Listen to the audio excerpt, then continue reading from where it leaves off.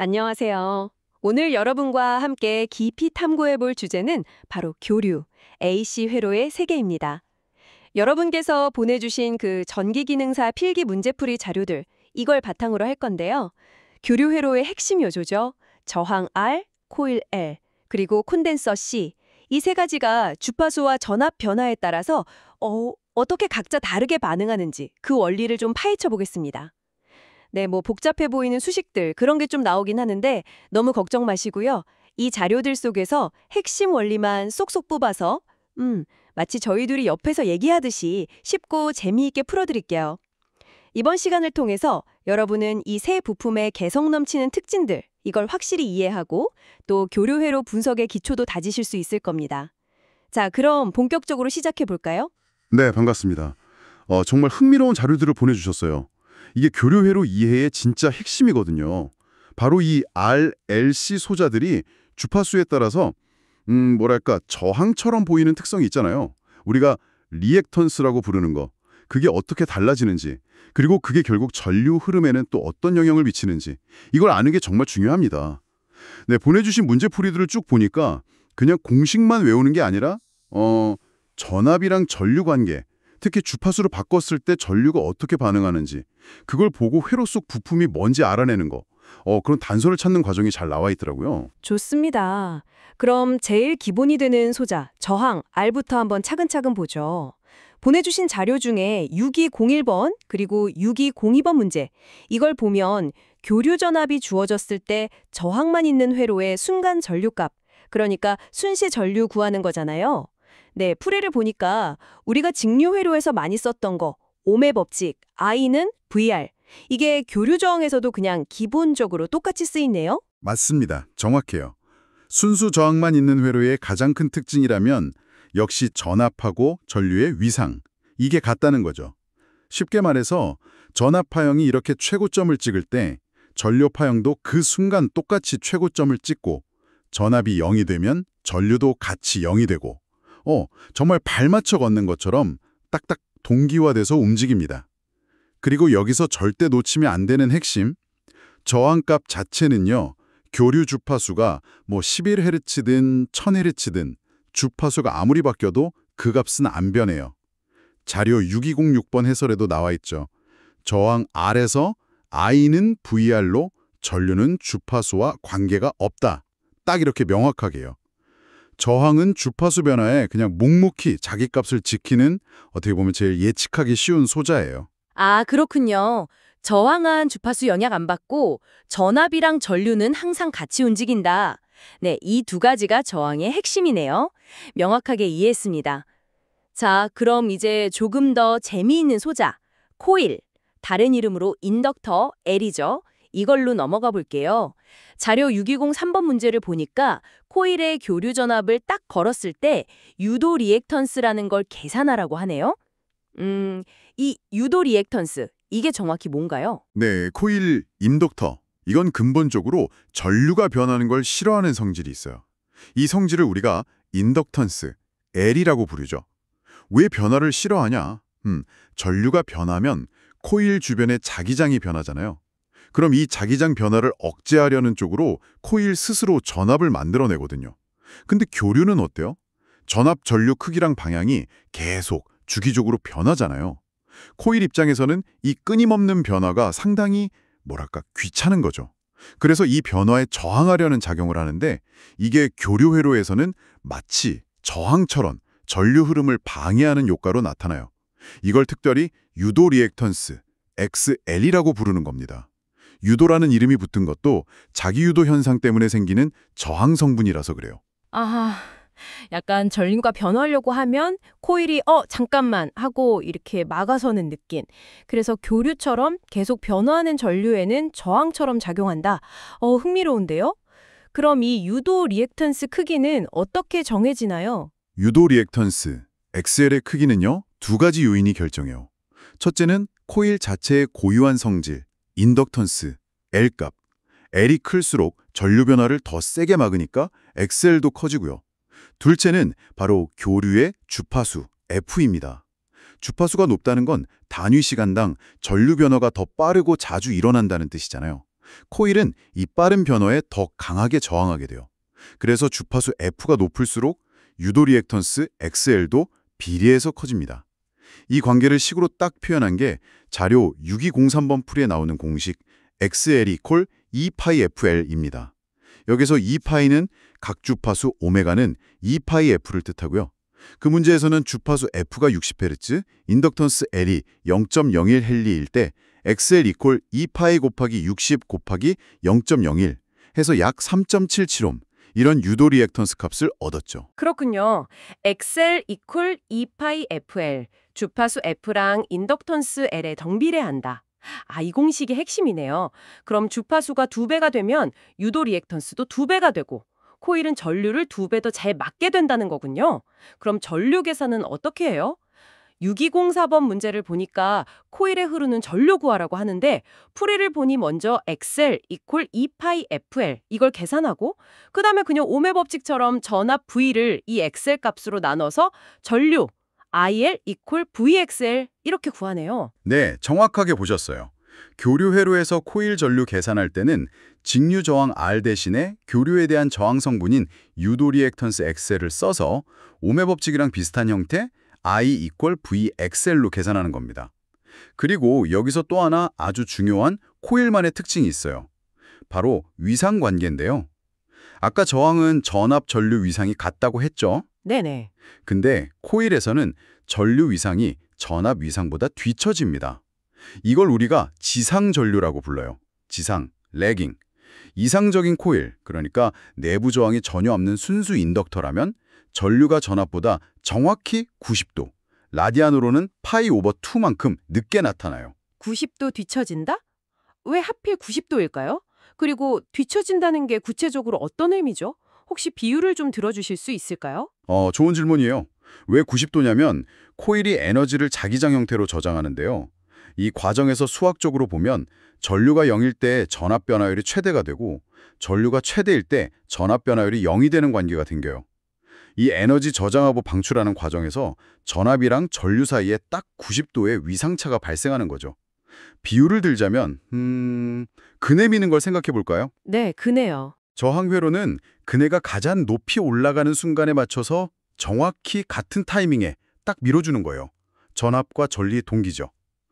반면에 코일 회로는 그네가 최고점에 도달했다가 약간 내려오기 시작할 때, 그러니까 한 박자 늦게 밀어주는 것과 비슷해요. 그네 움직임, 이게 전압이라면 미는 힘, 전류가 늦게 따라가는 거죠. 이 늦음의 정도가 이상적인 코일에서는 딱 90도다. 이렇게 보시면 됩니다. 그네 비유 좋네요. 훨씬 직관적인데요. 저항은 딱 맞춰 밀고 코일은 한 박자 늦게 밀고 그래서 전류가 전압보다 90도 뒤처진다? 지상. 네, 기억하겠습니다. 자, 그럼 이제 세 번째 주인공, 콘덴서. 다른 이름은 커패시터 C죠. 이걸 알아볼 차례네요. 자료 6205번 문제 보니까 전압이랑 전류의 수학적인 관계식을 주고 이게 무슨 회로냐 묻고 있어요. 풀이에서는 전류 위상이 전압보다 파이 2라디안, 즉 90도 앞선다, 진상이라고 되어 있고요. 그래서 이건 용량성 회로, 그러니까 콘덴서 회로다, 이렇게 결론 내리고 있네요. 네, 맞습니다. 콘덴서, 커패시터. 이건 기본 구조가 금속판 두 개 사이에 전기가 안 통하는 절연체, 유전체를 끼워 넣은 형태거든요. 여기에 전압을 걸면 마치 배터리처럼 전하, 즉 충전하는 능력이 있어요. 교류 전압처럼 전압이 계속 변하면 콘덴서는 이 변화에 따라서 전하를 충전했다가 방전했다. 이걸 반복해요. 이 과정에서 전하가 이동하니까 실제로는 전류가 흐르는 것처럼 보이게 되는 거죠. 아까 코일은 전류의 변화를 싫어했잖아요. 콘덴서는 반대로 전압의 변화에 반응해서 전류를 흘리는 소자다. 이렇게 말할 수 있어요. 이때 콘덴서가 교류 전류 흐름을 방해하는 정도, 이걸 우리는 용량 리액턴스, XC라고 부릅니다. 코일은 유도 리액턴스 X, 콘덴서는 용량 리액턴스 XC. 둘 다 리액턴스 이름이 붙으니까 저항 비슷한 역할인 건 알겠는데 어떤 차이가 있을까요? 특히 주파수 관계가 궁금해요. 코일은 주파수 높을수록 XL 커졌잖아요. 바로 그 점. 그게 코일이랑 콘덴서의 결정적인 차이면서 교류 회로를 아주 흥미롭게 만드는 포인트입니다. 용량 리액턴스 XC는요. 코일의 유도 리액턴스 XL과는 완전히 정반대의 주파수 특성을 보여요. 즉, 용량 리액턴스 XC는 교류 주파수 F가 높을수록 오히려 그 값이 작아집니다. 그리고 콘덴서 자체의 전기 용량, C, 페럿 단위죠. 이 C 값이 클수록 XC는 작아져요. 이 관계를 나타내는 공식이 바로 자료 6206번, 6207번 해설에도 나오는 XC 이꼴 1 나누기 2파이 FC입니다. 공식을 보시면 분모의 주파수 F랑 용량 C가 들어가 있죠. 그래서 F나 C가 커지면 전체값 XC는 작아지는 반비례 관계가 성립하는 겁니다. 와, 진짜 코일이랑 정반대네요. XL은 2파이 FL이었고 XC는 1 나누기 2파이 FC. 주파수가 높아지면 코일은 전류를 더 막으려 하고 XL 증가, 콘덴서는 오히려 전류를 더 잘 통하게 한다. XC 감소. 이야, 이렇게 서로 반대 특성을 가진다는 게 진짜 중요해 보이는데요? 정확합니다. 그게 핵심이에요. 주파수가 높아질수록 콘덴서는 교류 신호에 대해서 점점 더 활짝 열린 길처럼 작용하는 거죠. 반대로 주파수가 아주 낮아지거나 아니면 직류, F 이퀄 0이 되면요. XC 값은 거의 무한대가 돼서 전류를 거의 못 흘려요. 그래서 콘덴서가 직류 차단 특성도 갖게 되는 거고요. 그리고 위상관계도 역시 코일과 정반대입니다. 콘덴서 회로에서는 전류 위상이 전압 위상보다 90도, 2분의 파이 라디안 앞섭니다. 이걸 진상전류라고 표현해요. 아까 코일은 전류가 90도 늦는 지상이었죠. 자료 6205번 문제식을 다시 보세요. 전압 V 이꼴 200 사인 오메가 T인데 전류 I 이꼴 50 사인 오메가 T 플러스 2분의 파이잖아요. 전류 위상각이 전압보다 플러스 2분의 파이만큼 크죠. 이게 바로 전형적인 순수 용량성 회로, 즉 콘덴서 회로의 특징을 보여주는 수학적 표현입니다. 풀이에서도 위상차 세타를 전류 위상 오메가 T 플러스 2분의 파이 빼기 전압 위상 오메가 T에서 파이로 계산했죠. 전류가 90도 앞서니까 용량성 회로다. 명확하게 보여주고 있습니다. 그럼 아까 그 근의 비율을 다시 써볼까요? 저항은 박자 맞춰 밀고 동상, 코일은 한 박자 늦게 밀고 지상. 그럼 콘덴서는 혹시 한 박자 먼저 미는 건가요? 오, 아주 좋은 비유입니다. 맞아요. 콘덴서 회로는 근해가 최고점에 도달하기 전에, 그러니까 올라가는 도중에 미리 힘을 주는 것과 비슷하다고 생각할 수 있어요. 근해 움직임, 전압보다 미는 힘, 전류가 먼저 나타나는 거죠. 그래서 전류가 전압보다 90도 앞서는 진상-위상 관계가 만들어지는 겁니다. 좋습니다. 저항, 코일, 콘덴서 각각의 리액턴스 개념, 주파수 의존성, 그리고 위상 관계까지 명확하게 정리된 것 같아요. R은 주파수 무관, 전압전리 동상, L은 주파수에 비례하는 XL, 전류 90도 지상, C는 주파수에 반비례하는 XC, 전류 90도 진상. 자, 이제 이 지식들을 활용하는 단계로 넘어가 보죠. 이 부분이 진짜 재밌을 것 같은데 자료 6206번, 6207번 문제는요. 어떤 소자인지 모르는 상태에서 그냥 주파수만 바꿔보면서 전류 변화만 딱 측정해서 그 소자가 뭔지 추리하는 거. 네, 약간 탐정놀이 같아요. 그렇습니다. 바로 지금까지 우리가 살펴본 각 부품들, 저항, 코일, 콘덴서, 이게 주파수라는 조건 변화에 어떻게 다르게 반응하는지 그 지식을 실제 문제 해결에 적용하는 거죠. 아주 실용적이면서도 개념 이해를 돕는 좋은 예시예요. 한번 정리해볼까요? 우리가 어떤 미지의 블랙박스 안에 R, L, C 중에 하나가 들어있다고 상상해보죠. 그리고 일정한 크기의 교류 전압을 걸어놓고 주파수만 싹 바꿔가면서 전류계 눈금을 보는 거예요.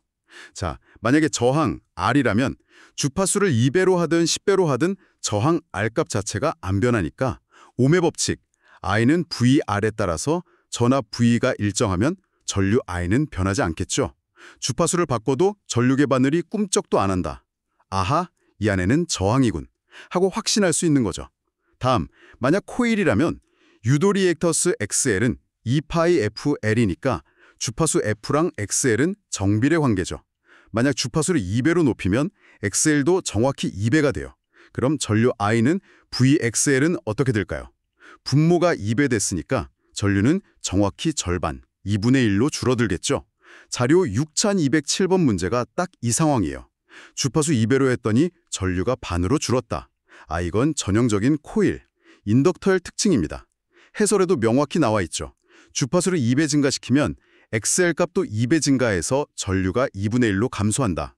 마지막, 만약 콘덴서 C라면 용량 리액턴스 XC는 2파이 FC분의 1, 주파수 F랑 XC는 반비례 관계입니다. 만약 주파수를 2배로 높이면 XC는 반대로 2분의 1로 줄어들어요. 그럼 전류 I는 VXC는 어떻게 될까요? 분모가 2분의 1배가 됐으니까 전류는 오히려 2배로 늘어나게 됩니다.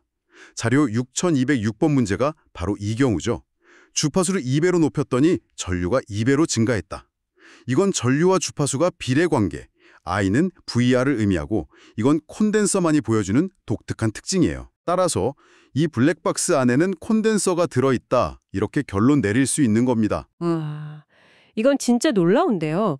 그냥 주파수 다이얼만 이렇게 돌리면서 전류계만 봐도 그 안에 숨어있는 부품의 정체를 정확히 알아낼 수 있다니, 마치 각 부품이 주파수에 따라서 자기만의 고유한 지문을 남기는 것 같네요.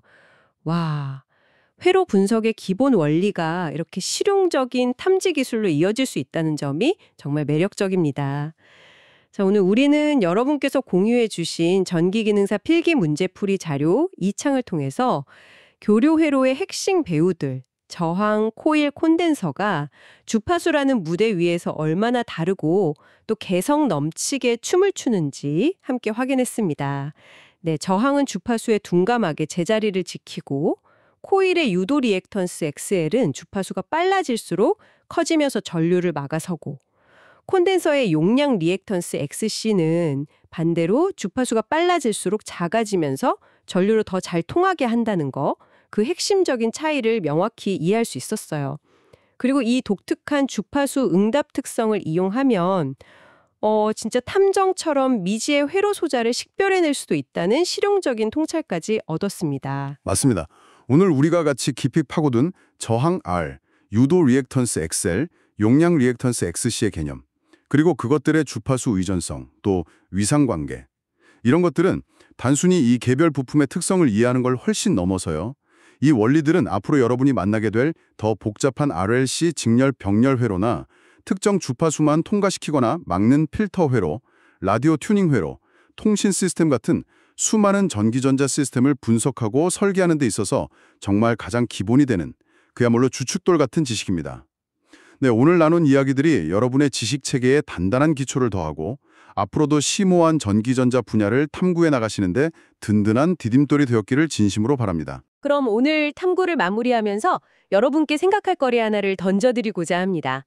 오늘 우리는 코일 L과 콘덴서 C가 주파수에 대해서 서로 완전히 상반된 리액턴스 특성을 보인다는 걸 확인했죠.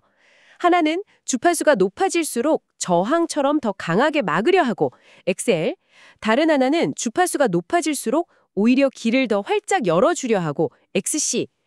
만약 이렇게 정반대 성격을 가진 코일과 콘덴서를 하나의 회로에 함께 연결한다면 과연 어떤 흥미로운 일이 벌어질까요? 혹시 특정 주파수에서는 이 둘의 상반된 효과가 서로를 기가 막히게 상쇄시킨다거나 혹은 예상치 못한 특별한 공명현상 같은 것을 일으키지는 않을까요? 네, 이 질문에 대해 한번 곰곰이 생각해 보시면 교류 회로가 숨기고 있는 또 다른 매력적인 세계, 바로 공진, 레저넌스의 문을 살짝 엿보실 수 있을 겁니다. 다음 시간에 더욱 흥미로운 탐구로 다시 찾아뵙겠습니다.